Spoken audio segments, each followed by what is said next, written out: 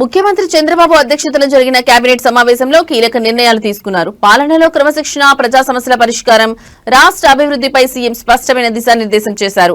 Assembly సమావేశాల నేపథ్యంలో మంత్రుల పనితీరు, ప్రవర్తనపై స్పష్టమైన మార్గదర్శకాలు ఇచ్చారు. మంత్రులందరూ ఉదయం 9 గంటల నుండి మధ్యాహ్నం 2 గంటల వరకు తప్పనిసరిగా అసెంబ్లీలో ఉండాలని, మధ్యాహ్నం 2 గంటల తర్వాత తమ పేషీల్లో ఉండి ఎమ్మెల్యేల సమస్యలను పరిష్కరించాలని ఆదేశించారు. అసెంబ్లీలో మాట్లాడే ప్రతి మాట బాధ్యతగా ఉండాలని హెచ్చరించారు.